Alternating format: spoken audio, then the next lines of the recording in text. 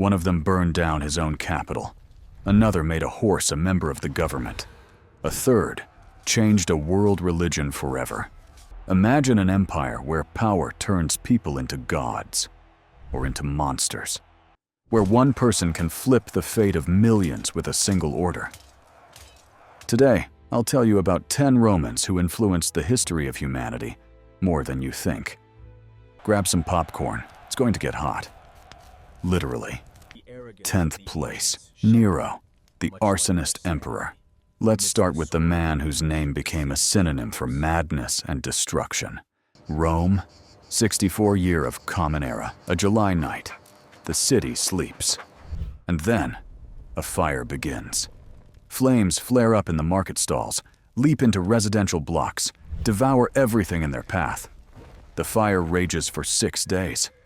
Out of Rome's 14 districts, 10 burned down. And Emperor Nero? Legend says he watched the city die from a hill, played the lyre, and sang about the fall of Troy. Some historians claim that when the fire started, he wasn't even in Rome.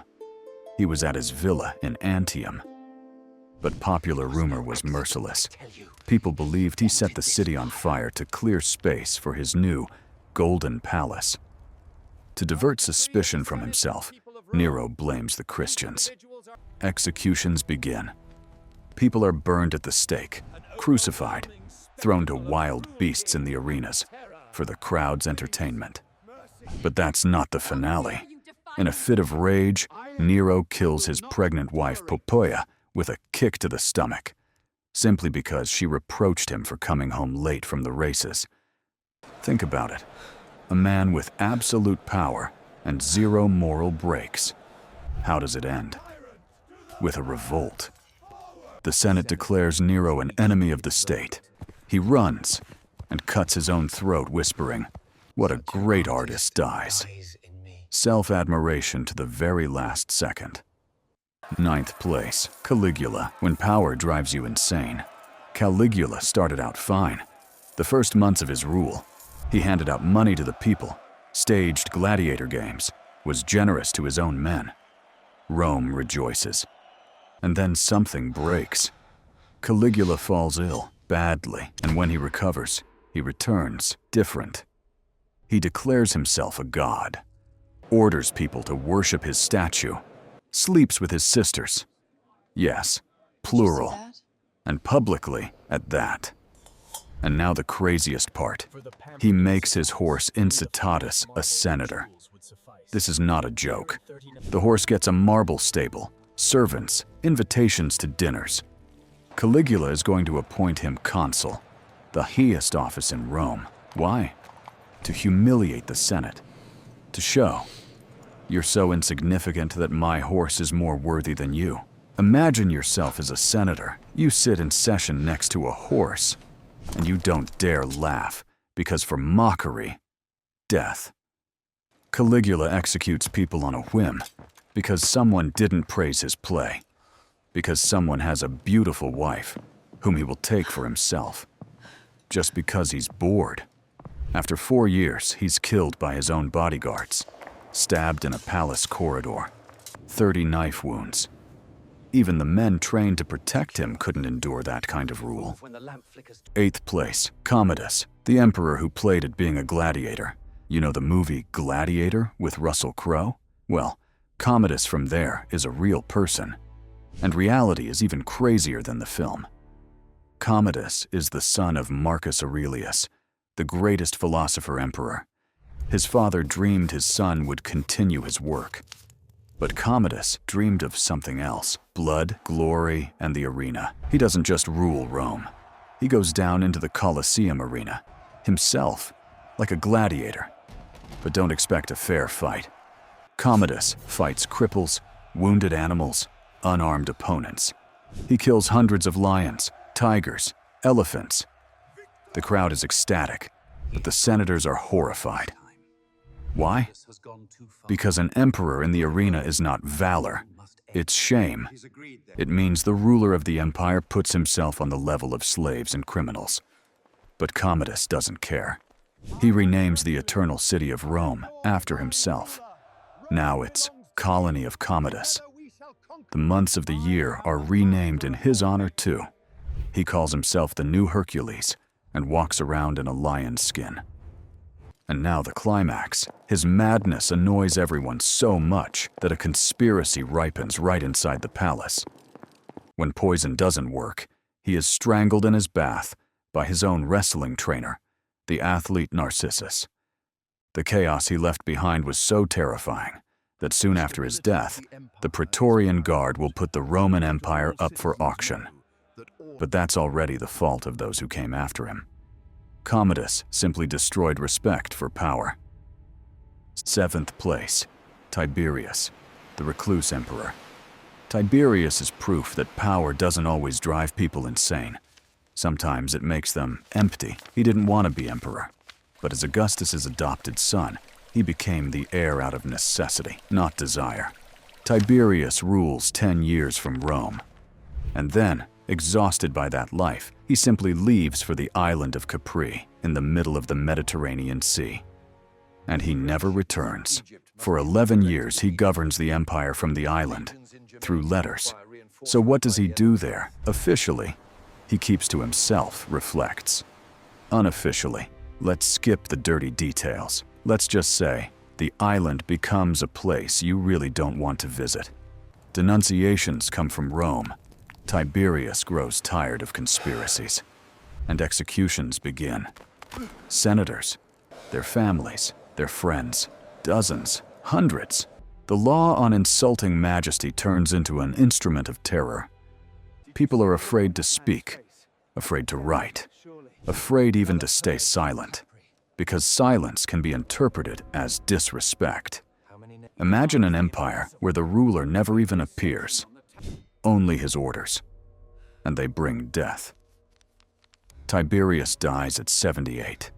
Rumor has it he was smothered with a pillow, because no one had the strength to wait until the old man died on his own. The people celebrate. They shout, "Tiberius, into the Tiber," the river where they dumped criminals. That's how much they loved this emperor. 6th place, Spartacus, the uprising that almost won. And now we move to a man who wasn't an emperor. More than that, he was a slave. But his impact on Rome? Colossal. Spartacus, a Thracian, gladiator and rebel. 73rd year before Common Era. A gladiator school in Capua. 70 men begin an uprising. They arm themselves with kitchen knives. But Rome only laughs. A gang of runaway slaves? We'll crush them in a week. But Spartacus is not an ordinary slave. He's a former soldier. He knows tactics, strategy, the psychology of war. His army grows, hundreds, thousands, tens of thousands. Slaves run to him from all over Italy. At its peak, 120,000 men against Rome. And they win. Once, twice. Victory after victory. 4 legions destroyed. Roman commanders panic. For the first time in centuries, an enemy is running wild in the heart of Italy. Spartacus could have left over the Alps to freedom, but his men want revenge, want blood, want to loot Rome, and that will become their fatal mistake. Rome sends Crassus, the richest man in the empire and a ruthless commander. In the battle by the river Silurus, Spartacus is killed and his army is defeated. 6,000 prisoners are crucified along the Appian Way, from Capua to Rome. 200 kilometers of crosses, so that every slave would remember, this is the price of rebellion. But here's the paradox. Spartacus lost the war, but he won history. His name has lived for 2,000 years as a symbol of resistance, freedom, defiance, and the names of those who crucified his people turned to dust. 5th place, Constantine, the man who changed the religion of the empire. We've reached the top 5. And here begin those who influence the world, not with blood and madness, but with decisions that change the course of civilization. Constantine, an emperor reformer and a political genius. 312th year Constantine marches on Rome with an army. The enemy is stronger, the odds are hazy. And then, According to legend, he sees a vision, a cross in the sky, and the words, "By this sign you will conquer." At the time, Christianity is the religion of outcasts, just a sect. Its followers are persecuted, executed, burned. They are only 10% of the population, but Constantine bets on them, orders crosses painted on the soldiers' shields, and he wins. At the Battle of the Milvian Bridge, accident or calculation, it doesn't matter. The result is one. Constantine makes Christianity a legal religion. The Edict of Milan, 313th year. The persecutions stop, but that's only the beginning. Constantine builds churches, funds bishops, calls church councils, makes Christianity not just permitted, but prestigious. By the end of his reign, the old gods begin to fade into the shadows. A new faith takes their place. Think about it. One man, one decision, and centuries later, half the world will pray to the God to whom Constantine opened the road. But what's ironic is that Constantine himself was baptized only on his deathbed. All his life he maneuvered between faiths, a politician to the end. But his legacy? The Christian world, which still exists today. Fourth place, Augustus, the man who created an empire, and here he is, the first, the founder, the man who turned a republic into an empire without ever admitting it. His real name is Octavian, the great-nephew of Julius Caesar. When Caesar is killed, Octavian is 18, just a youth, nobody. But in his will, Caesar adopts him, and the game begins. Rome is on fire with civil war. Mark Antony, Brutus, Cassius, other commanders tear the country apart. And Octavian? He's not the strongest, not the most experienced, but the smartest. He plays on his enemies' ambitions, sets them against each other, makes alliances, betrays allies, destroys opponents, one after another. The finale, the Battle of Actium, 31 before Common Era. Octavian against Antony and Cleopatra. Fleets collide. Antony loses, flees to Egypt, and kills himself. Octavian is left alone, the complete master of Rome. But here's the genius. He doesn't call himself king or emperor. He is princeps, first among equals. A lie? Of course. But a beautiful one. The Senate exists nominally. Republican forms are preserved. But he has absolute power. He rules 41 years. Builds roads, aqueducts, forums, stability and prosperity. Pax Romana, Roman peace. That's his legacy. And the phrase that explains everything. I found Rome a city of brick and leave it a city of marble. Augustus created a system that lasted 500 years. This is not war. This is the architecture of power. Third place, Marcus Aurelius, a philosopher with a sword in his hand, a figure who proved that you can rule an empire and still remain human, a Stoic philosopher, author of Meditations. Imagine, you rule the greatest state in the world, armies, wars, plots, palace intrigues, and at night you write a diary about how important it is to stay calm, not to rage, to remember how fleeting everything is.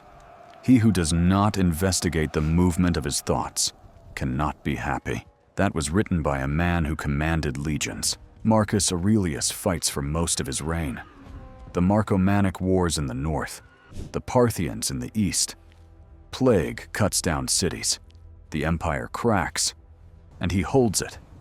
By willpower, discipline, philosophy. But here's the tragedy. He's a great ruler, but a terrible father. His son is Commodus. Yes, the same one who fought in the arena. Marcus Aurelius breaks the tradition of choosing the best heir. He passes power by blood. The result? Everything he built collapses in 12 years. The irony of fate. The wisest emperor makes one mistake, and that mistake destroys his legacy. But Meditations remains, a book people read 1,800 years later. Words that help people live. Maybe that's what real immortality is. Second place. Trajan, the true emperor of Rome. Trajan is the best of the best. Do you know how the Romans remembered him? After the death of every new emperor, the Senate proclaimed, "May you be luckier than Augustus and better than Trajan." They mentioned no other name, only Trajan, the benchmark. Why? Trajan is the first emperor not from Italy. He's from Spain, a provincial, a soldier. He worked his way up, and he understands people. He builds Trajan's Forum, a miracle of architecture. Aqueducts, roads, bridges, one of which still stands today, 1,900 years later. He conquers. Dacia, modern Romania, becomes a province. The empire reaches its maximum size, from Britain to the Persian Gulf, from Morocco to the Danube. But the main thing is justice. Trajan doesn't execute people right and left. He doesn't persecute senators. He doesn't declare himself a god. He listens, governs, cares. There are letters between him and Pliny the Younger. They discuss taxes, aqueducts, court cases. This is not a tyrant. This is a manager of a huge corporation who wants it to work. Trajan dies in 117 from illness. His body is brought to Rome. The people cry. For real. That's what it means to be great. When people mourn, you not out of fear, but out of love and respect. First place, Julius Caesar, the man who became a legend. And here he is. Number 1, the man whose name became a title. Julius Caesar is a military genius, conqueror of Gaul, modern France, Belgium, part of Germany. He writes commentaries on the Gallic War, where he tells about his campaigns as if it's an adventure novel. He crosses the Rubicon with an army, breaking the law. The die is cast, he says, and civil war begins. He defeats everyone, Pompey, the Senate, the Optimates. He becomes dictator, reforms the calendar. The Julian calendar is his legacy. Hands out land to veterans, builds, plans a campaign against the Parthians. And in one day, March 15th, 44th year before Common Era, he is killed. 23 knife wounds. But not on a battlefield, in the Senate. Brutus, Cassius, and other liberators. Et tu, Brute. The last words, if you believe Shakespeare. The conspirators think, we saved the Republic. We killed the tyrant. But it turns out the opposite. Caesar's death triggers a chain of events that destroys the Republic for good. Octavian, Augustus, comes, and the Republic becomes an empire. A paradox. Caesar was killed to save the old world, and the murder gave birth to a new one. The name Caesar becomes synonymous with power. 2 millennia. Up to the 20th century, rulers of Europe call themselves derivatives of that name. Kaiser, Tsar, Caesar. One man, one life. Eternal memory. That's what it means to change the world. 10 names, 10 fates. From madmen to geniuses. Rome fell 1,500 years ago, but their names still live. Their decisions affect our lives. The calendar we use. The religion billions profess. Ideas about power, justice, tyranny. A question for you. Which of these 10 influenced the world the most? Mad Nero? Or Augustus, who created the empire? The philosopher Marcus Aurelius? Or the legendary Caesar? Write in the comments. Let's discuss. And remember, history is not just names and dates on textbook pages. It's people, the same as us, just with more power and bigger consequences. Hit like if it was interesting. Subscribe. There's even cooler stuff ahead. See you in the next video.